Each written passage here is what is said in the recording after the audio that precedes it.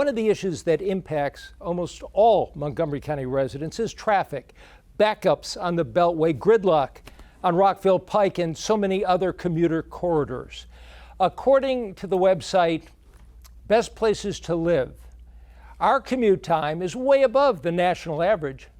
Mass transit helps some, but since the pandemic, more and more people are choosing to ride in their own virus-free surroundings of their cars to commute, and ridership has yet to return to pre-pandemic proportions.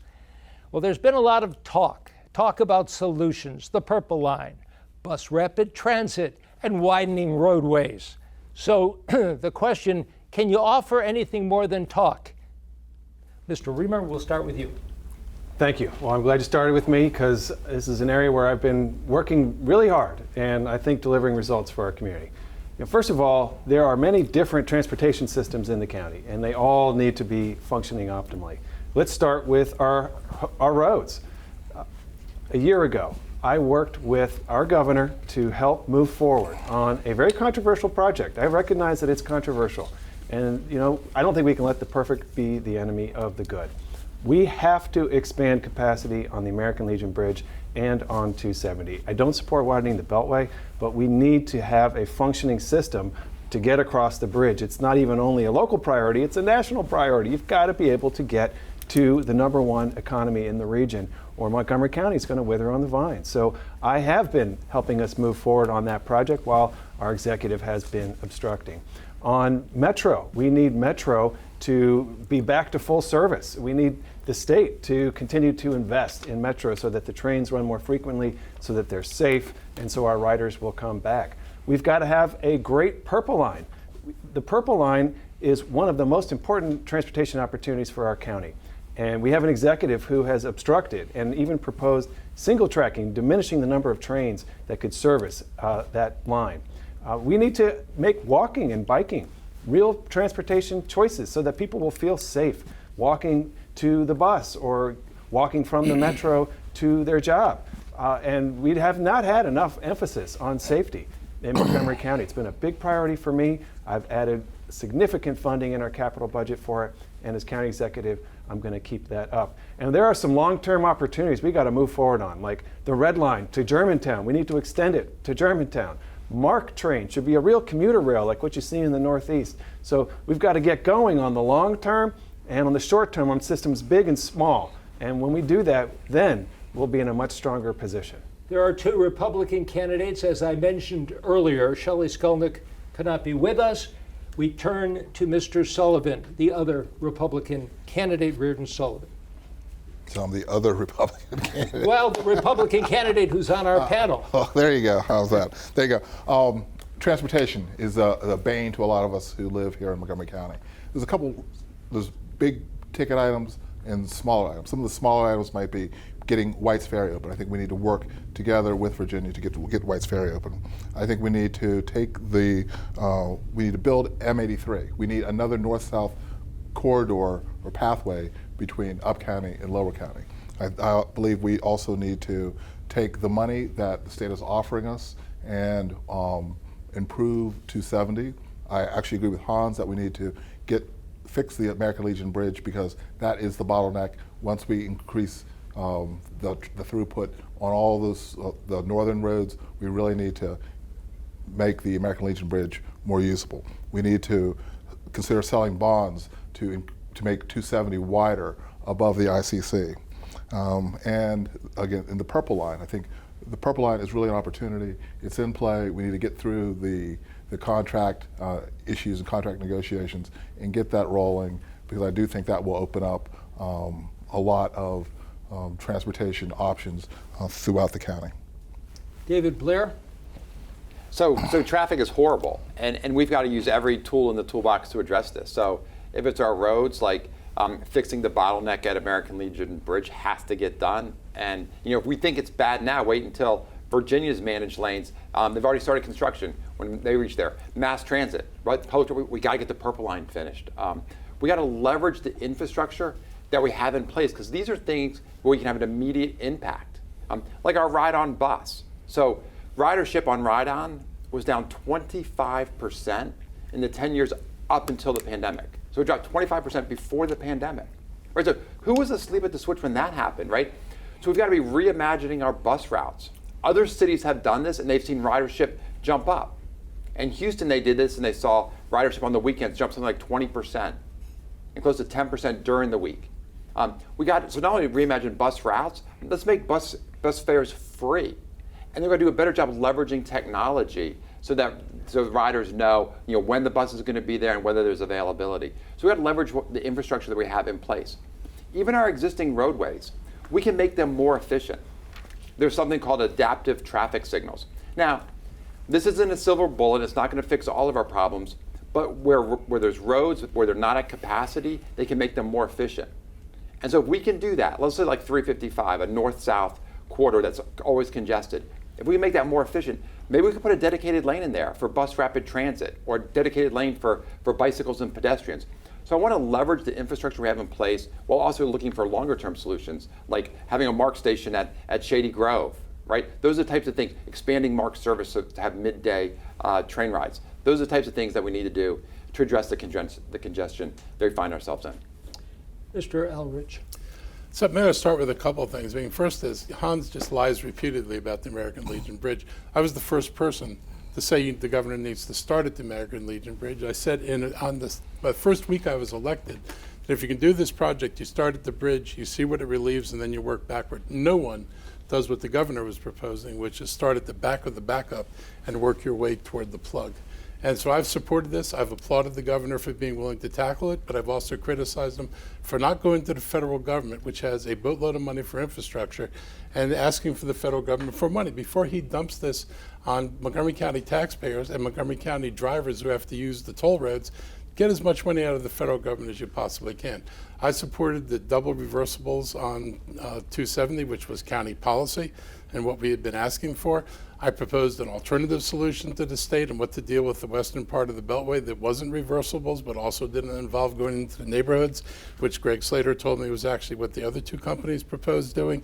So I've been working to actually get solutions on there that are minimally expensive to the county and may not require even having a toll road, and rely partly on our federal partners, because this is only like a major road that connects two jurisdictions and is a through road for people going north-south. We proposed the bus rapid transit line, 14 years ago. It's a long time ago. The fact is that with the current county's taxing system, you can't pay for it. You have to be able to float bonds. It means you have to get additional revenues. Hans has been one of the people on the council who's lowered the impact taxes on developers, gets less money from development in order to provide infrastructure in the county. When you worsen the adequate public facilities ordinance, which is what triggers the moratoriums, when you let developers not build the transportation or the schools we need, then you don't get the schools you need, and you don't get the intersection improvements or road improvements or transit improvements that you need. I will continue to work on that. I'll work with the new council who wants to solve these problems and actually understands there has to be a balanced approach between not just the public paying for everything, but with developers who benefit from the investments to be willing to pay for it, like they do in Northern Virginia. Our final speaker before the rebuttal will be Peter James. Yes, I'm the guy that's going to fix our traffic.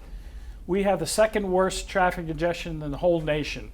If I drive down without traffic, it takes me about 40 minutes by car to get down to downtown Silver Spring. It takes me 3.5 hours by bus. When they put in the bus rapid transit, it's going to take me 3 hours and 15 minutes to get down there. Transit does not work in our county, particularly in the up county. And rather, you mentioned 3 different options. There's a 4th option. It's called personal rapid transit. And that will completely eliminate our traffic problem. Go to my website, pjames.us. You can get in one of them. There's a video. You can ride it around and see what they are.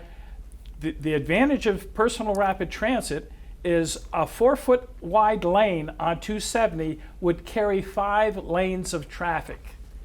And it's the $3 billion they want to spend on bus rapid transit, the 100 miles, we can build for $1 billion personal rapid transit.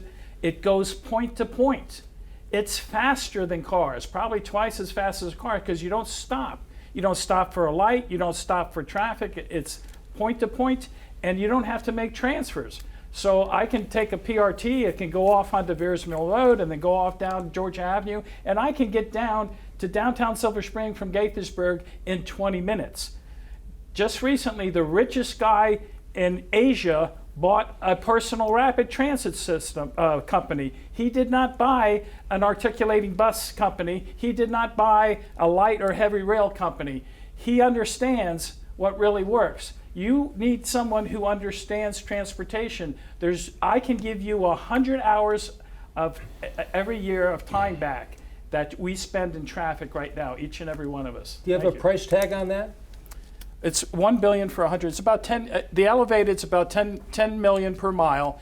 If we put it on the Crescent Trail, it's about 200,000 a mile because it's that grade. Okay. The rebuttal round, Mr. Riemer.